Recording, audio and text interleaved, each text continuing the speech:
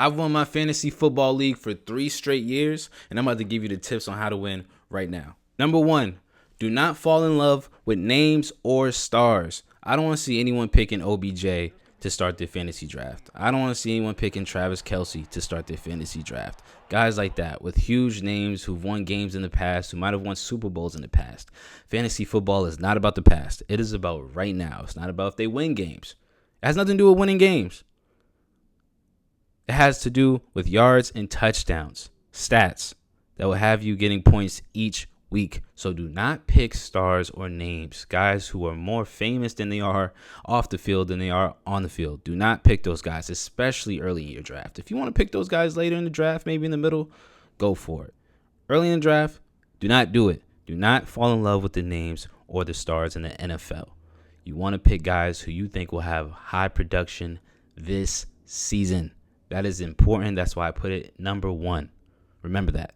Number 2, if you can, start your draft out picking running backs. The reason being, you want a guy who's going to have as much carries as possible. The more carries they have, 20 to 25, that allows you to have more chances to score a lot of points. If you pick a wide receiver first, couple of wide receivers first, they might get 2 or 3 receptions each week. You don't know. As far as running backs, every team wants to get their running game established early.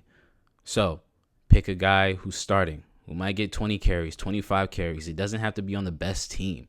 You can get a running back for the Browns. You can get a running back for the Bengals, for the Jets. Doesn't matter. And if they're a receiving type of running back, even better. You want to pick the running backs first if you can. If not, you got to switch your strategy a little bit, but make sure you get some viable options for running back. Doesn't have to be a star. Doesn't have to be a McCaffrey. Doesn't have to be a Barkley. Doesn't have to be all those guys. Just pick a guy who you think will start and who'll get 20 carries a night. That'll up your chances to score a lot of points each week. Number 3 is my favorite and has been most likely the major reason I've won 3 straight fantasy football championships. Draft rookies. Draft young guys and draft rookies. Anybody can pick the stars.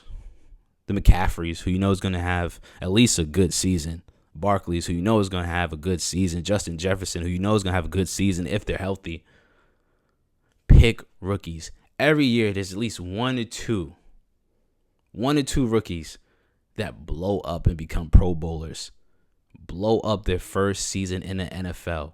And you don't know who it is. It could be the projected guys who were in the first round. It could be. But those guys are probably going to go high in your draft anyway.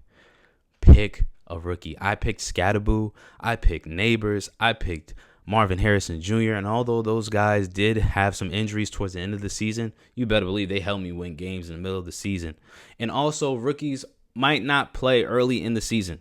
So do not release them. Don't make them free agents. Keep them at the end of your roster until the middle of the season. They're going to get some more playing time.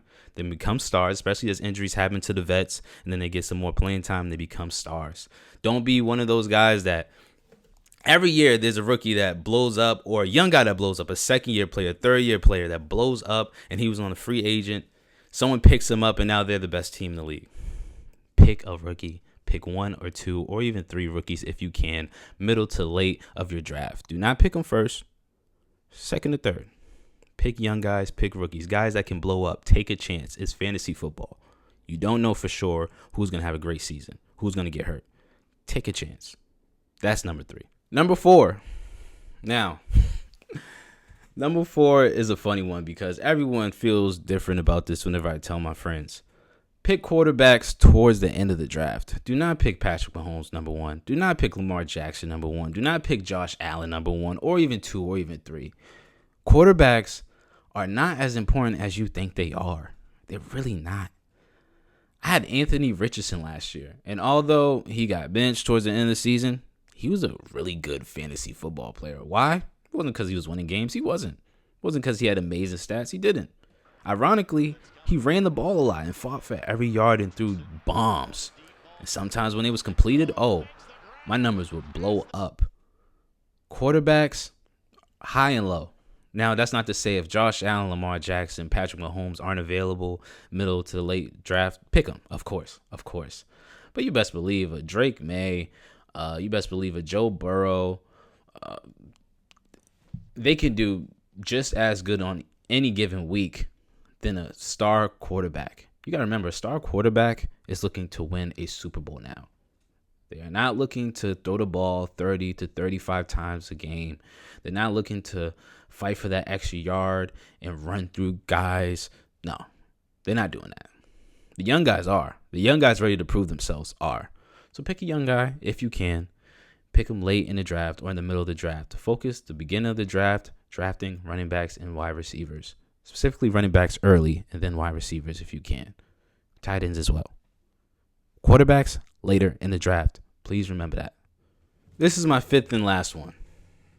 This is going to sound contradicting to everything I said in the past of my other four. But it's true. The last one is fantasy football. So it's still luck. We still don't know what's going to happen on a week-to-week basis. We don't know who's going to get injured, who's going to blow up, who's going to be a bust, who's going to have a terrible offensive line, who's going to get double-teamed each week as a wide receiver. We don't know. We do not know. Fantasy football is luck. So if you have a player and you want to go with your gut, go for it. Now, I don't suggest the 10 to 12-year veteran. I don't suggest that. Don't pick him up early. But if you want to pick him up later, sure, go for it. Fantasy football is still luck. There is no guarantee about anything about it. It's sports, and that's why we love sports, and that's why we love fantasy football each week.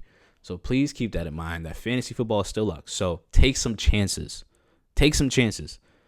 The people who lose are the ones who I said in the beginning of this video want to pick stars and want to make sure they get everyone who's going to be good. You never know.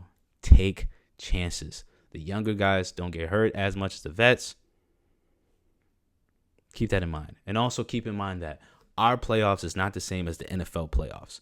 So if you pick a player on a regular team or even a shitty team, you might be in good standing because a lot of times they're going to be coming back from behind and they're going to throw the ball a lot. So it might be a lot of yards. If you pick a really good team, they're looking for the championship. So around our championship, fantasy football, they might sit out the fourth quarter. They might sit out the third quarter.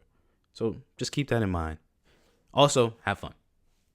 That's all I got. My name is Kevin Parrington Turner. I am a 3-time fantasy football championship. I know my friends probably hate that, but who cares? And these are my tips. If you want to see more, subscribe. If you want to know which players you should draft, like and comment. Appreciate y'all. Till next time.